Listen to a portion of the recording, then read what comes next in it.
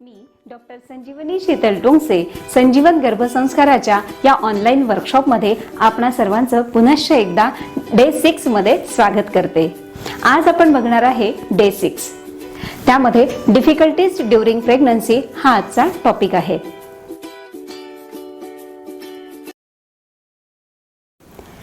गर्भावस्थेच्या या 9 महिन्याच्या काळामध्ये आपल्याला वेगवेगळ्या डिफिकल्टीज येऊ शकतात आणि आपण त्याला कसे डील करायचं हे आज आपण यामध्ये बघणार आहे।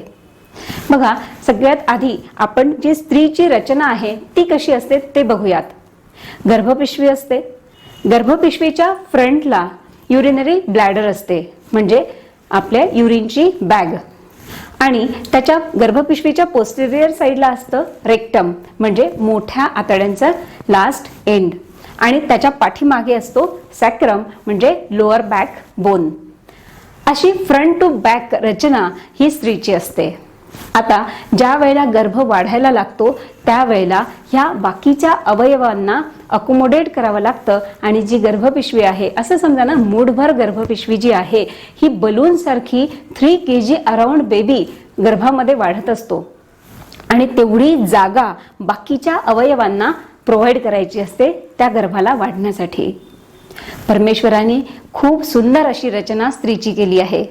बघा ना, काय असतं, आपले लोअर ॲब्डोमेन मध्ये जे ऑर्गन्स असतात त्यांची जागा तर फिक्स असते, परंतु ते मूव्ह होऊ शकतात काही अंशी। जसं किडनीजच्या साईडला जरी असतील तरीही त्या काही अंशी मूव्ह होऊ शकतात। इंटेस्टाईन जे आहेत ते पण मूव्ह होऊ शकतात। तेच आपले थोरॅक्स मधले, म्हणजे जे छातीमध्ये अवयव जे आहेत आतमधल्या साईडला, जसे हार्ट आणि लंग्स, हे केज मध्ये बंद आहेत, ते तसे मूव्ह होऊ शकत नाहीत, आणि जे ॲब्डोमेन मधले अवयव आहेत ते मूव्ह होऊ शकतात, आणि याचा बेनिफिट मिळतो बाळाला वाढण्यासाठी, गर्भपिशवीला स्पेस प्रोव्हाइड होण्यासाठी। आणि म्हणून हे सगळं नैसर्गिक असतं बघा, परंतु आपण या नैसर्गिक बदलामुळे आपल्या बॉडीवरती काही इम्पॅक्ट होतात, आणि ज्याला आपण म्हणतो की ते मला त्रास व्हायला लागले आहेत। तर सर्वप्रथम आपण हे बघूया की काय काय चेंजेस आपल्या बॉडीमध्ये होतात, आणि त्या चेंजेस जे होतात त्याच्यामुळे होणारे सिम्पटम्स कोणते येतात, ज्याला की आपण त्रास म्हणून घेतो, आणि त्या त्रासांना कसं डील करायचं हे आजच्या या वर्कशॉपमध्ये आपण बघणार आहे। सर्वप्रथम तर पहिल्या 3 महिन्यामध्ये जेव्हा बेबी इम्प्लांट होतो त्यावेळेला त्या बाळाच्या सर्व्हाइव्ह होण्यासाठी काही हार्मोन्स सिक्रेट होतात, जे की आपल्या बॉडीमध्ये नवीन असतात, आणि त्या हार्मोन्सला आपली बॉडी अडॉप्ट करणं सुरू करते। आणि म्हणून या सुरुवातीच्या ड्युरेशनमध्ये तुम्हाला होणारा जो त्रास असतो तो असतो नॉशिया आणि वॉमिटिंग, मळमळ होणे। बघा ना, आता हा त्रास नैसर्गिक आहे, it's a natural symptom of pregnancy, परंतु आपण कसं घेतो, मला उलट्या होत आहेत, मला मळमळ होते आहे, आधीच आयुष्य बरं होतं, हे माझ्या मागे काय लागलं, आपण असं त्या त्रासाला बघतो। परंतु जर आज तुम्ही हे जाणून घेतलं की हा त्रास मला का होतो, तर निश्चितच तुम्ही म्हणणार मळमळ उलटी होणं हे चांगलं असतं। बघा ना, आपल्याकडे जर मोठ्या व्यक्ती असतील तर त्या तुम्हाला सांगतात की अगं, तुला उलट्या जास्त होतात म्हणजे तुझं बाळ चांगलं वाढतंय, आणि आपल्याला असं वाटतं की हे काय, मला इकडे एवढा त्रास होतो आहे। पण बघा, तिथे पण काही रिझन्स आहेत। जेव्हा जेव्हा हार्मोन्स व्यवस्थित सिक्रेट होत असतील त्या वेळेला बॉडी पण अडॉप्ट करणं सुरू करते, परंतु त्याचे काही साईड इफेक्ट म्हणजे मळमळ उलट्या असतो। आणि ह्याचं डायरेक्टली आपण असं म्हणू शकतो की तुम्हाला मळमळ उलट्या जर आहेत तर हार्मोन्स चांगले सिक्रेट होत आहेत आणि बेबीची वाढ पण चांगली होते आहे, म्हणून मळमळ उलट्या होणे हे चांगलं असतं। परंतु आता तर आपल्याला त्रास होतो आहे, याला काय करायचं ते पण आपण बघू। आता तुम्ही म्हणाल की मला तर मळमळ उलट्या नाहीत, काही जणांना त्या होत पण नाहीत, मग याचा अर्थ असा आहे का की माझं बाळ चांगलं वाढत नसेल? निश्चितच नाही। जर तुम्हाला मळमळ उलट्या होत नाहीत याचा अर्थ तुमच्या बॉडीने त्या हार्मोन्सला पटकन अडॉप्ट केला आहे, आणि म्हणून तुमचं रेझिस्टन्स त्याप्रती चांगला आहे, तर तुम्हाला त्रास नाही होत, पण तुमचं बाळ देखील सुरक्षितच वाढते आहे। आता जर तुम्हाला मळमळ उलट्या होत आहेत तर काय करायचं, आपण जनरली खाण्याचं टाळतो, किंवा आपल्याला आवडेल तेवढंच खातो, जेवढं जाईल तेवढंच आपण अन्न ग्रहण करतो। पण तुम्हाला मी डे 2 मध्ये सांगितलंय बघा की बाळाची जी वाढ आहे पहिल्या 3 महिन्यामध्ये फिजिकल डेव्हलपमेंट ही खूप झपाट्याने होत असते. बाळाचे अवयव त्या ठिकाणी फॉर्म होणं सुरू असतात आणि त्यावेळेला खरी न्यूट्रिशनची आवश्यकता तुम्हाला असते. All proteins, vitamins, carbohydrate, fats, mineral हे सगळं व्यवस्थित प्रमाणात जर तुम्ही घेतलं तर तुमच्या बाळाची जी ग्रोथ आहे ती व्यवस्थित होईल, त्याचं जे फॉर्मेशन आहे ते व्यवस्थित होईल. आणि नेमकं इथेच मिस होतं. आपण याच ठिकाणी खाण्यापिण्याकडे दुर्लक्ष करतो, आवडेल ते खातो, वीकनेस जास्त असतो असं आपल्याला होतं आणि त्यामुळे आपलं खाण्यावरचं मन पण निघतं. मग या ठिकाणी काय करायचं? जर आता तुम्ही या फेजमध्ये असाल तर तुमच्यासाठी हे खूप आवश्यक आहे. सगळ्यात पहिल्यांदा तर या बदलाला स्वीकारायचं आहे. Accept it. आता आपण जे पण सगळे सिम्पटम बघणार आहे त्या सर्वांना आधी तर आपल्याला स्वीकारायचं आहे. हे माझ्या शरीरात होणाऱ्या बदलांचा हा प्रभाव आहे आणि म्हणून हे सहज मी सहन करू शकते असं त्या त्रासाला बघायचं आहे. आणि जेव्हा तुम्ही असं ऍक्सेप्ट करता तुमच्याजवळ दुसरा रस्ता असतो त्याला डील करण्यासाठी. आता तुम्ही म्हणाल की आम्ही डॉक्टरांकडे जातो आणि डॉक्टरांना आपण सांगतो की मळमळ उलट्या होतात आणि ते तुम्हाला प्रिस्क्राईब करून देतील उलटी मळमळची गोळी. आता ह्या गोळ्या नाही घेतल्या तरीही देखील चालतात. या ठिकाणी तुम्ही काय करायला पाहिजे? Simple thing.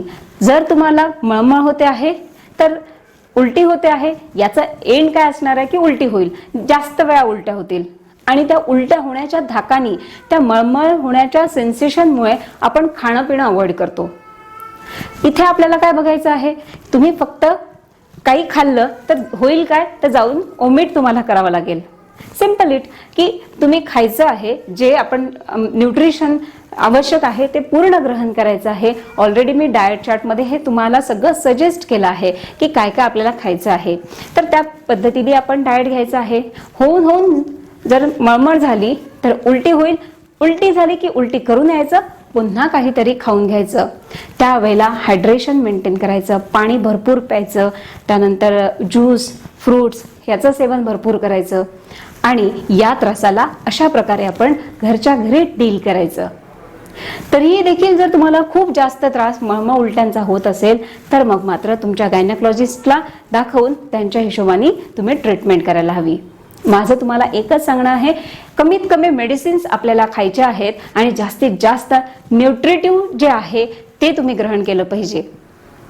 आता बघा, जसं जसं गर्भ वाढत जातो तसा त्याची साईज आणि वेट पण वाढते आणि मग गर्भपिशवी फ्रंट साईडला जेव्हा ग्रो होते त्यावेळेला गर्भपिशवीचं जे प्रेशर आहे, बाळाचं जे वेट आहे त्याच्या प्रेशरमुळे ब्लॅडरवरती पण प्रेशर यायला लागतं. जनरली हे सेकंड ट्रायमेस्टर, थर्ड ट्रायमेस्टरमध्ये होतं. 7व्या-8व्या महिन्यामध्ये हे प्रेशर भरपूर वाढतं आणि म्हणून मग काय होतं, याचा परिणाम होतो तुम्हाला युरिनला वारंवार जायला लागतं. वारंवार युरिनला जाणे हा मग आपल्याला त्रास व्हायला लागतो. आणि हा त्रास आपण टाळण्यासाठी काय करतो? हो, आपण हा त्रास टाळण्यासाठी पाणी कमी पितो आणि पाणी कमी पिणं ह्यामुळे काय काय डिस्टर्बन्सेस होतात हे आपल्याला माहिती पण नसतं.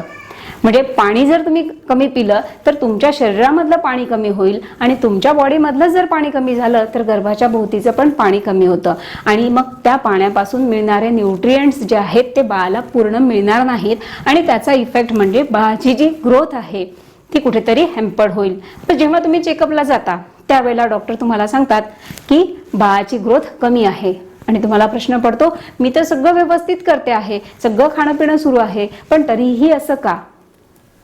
एक छोटीशी गोष्ट जी आपण मिस केली की युरिनला जास्त वेळ जावं लागतं म्हणून आपण पाणी कमी पितो आहे, पण त्याचा एवढा मोठा इम्पॅक्ट आपल्या बॉडीवरती झालेला आहे. मग काय होतं, मग तुम्हाला ऍडमिट व्हावं लागतं, मग डॉक्टर सलाईन्स देतात आणि मग तिथे डोक्यामध्ये पण सुरू असतं की पुन्हा पाणी आता व्यवस्थित झालं पाहिजे, माझ्या बाळाची ग्रोथ व्यवस्थित झाली पाहिजे. म्हणजे टेन्शनही असतं, तिकडे बाळाच्या ग्रोथवरती पण त्याचा इम्पॅक्ट होतो. दुसरं असं की तुम्हाला बर्निंग मिक्च्युरेशन, ज्याला आपण म्हणतो की लघवीला जळजळ होणे, हा पण त्रास व्हायला लागतो. तर हे इंडिकेशन असतं तुमच्या बॉडीमध्ये पाणी कमी होत असल्याचं आणि म्हणून हा त्रास होऊ नये किंवा तुम्हाला बाळाची ग्रोथ व्यवस्थित व्हावी, त्याच्या भोवतीचं पाणी व्यवस्थित राहावं, यासाठी तुम्हाला खूप महत्त्वाची एका गोष्टीकडे लक्ष द्यायचं आहे, ते म्हणजे पाणी भरपूर प्यायचं. दिवसभरामध्ये 3 ते 4 लिटर कमीत कमी पाणी तुमच्या शरीरामध्ये जायला पाहिजे. आता हे पुन्हा व्हॅरी होईल, तुम्ही कुठल्या क्लायमेटमध्ये राहता, तुमचं सराउंडिंग कसं आहे, तुमचं वर्क काय आहे. परंतु या प्रमाणात जर तुम्ही पाणी घेतलं तर ते सगळ्या गोष्टी मेंटेन होतील. आता बघा, आपण हे टाळतो कशासाठी, की वारंवार जावं लागतं म्हणून.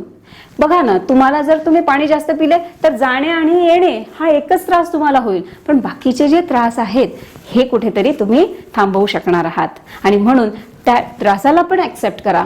युरिनला वारंवार जाणे हा आपल्याला त्रास होतो आहे, पण हा माझ्या शरीरात होणाऱ्या बदलांचा परिणाम आहे. माझा गर्भ छान वाढतो आहे आणि त्यामुळेच मला आता त्याला बाकीचे अवयव जागा देत आहेत आणि म्हणून हा थोडाफार त्रास मला होतो आहे, तर मी हा सहज सहन करू शकते आणि हँडल पण करू शकते. मग युरिनला जास्त वेळ थांबवून ठेवायची नाही. युरिनला आलं की जाणे आणि येणे हे एवढं आपल्याला करायचं आहे.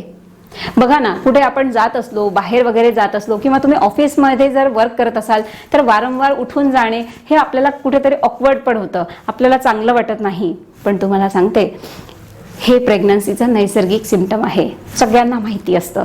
आपल्यालाच असं वाटतं की मला उगाचच ऑकवर्ड होते आहे, तर बिनधास्त राहायचं. तुमच्या ऑफिसमध्ये असोत की किंवा कुठे प्रोग्रामला तुम्ही जात असाल, त्या ठिकाणी पहिले जाऊन टॉयलेट कुठे आहे हे बघून घ्यायचं आणि आपण आपल्या सोयीतच राहायचं. पाण्याची बाटली आपल्या सोबत असली पाहिजे. पाणी भरपूर आपल्याला घ्यायचं आहे. हा एक त्रास अशा प्रकारे आपण डील करू शकतो.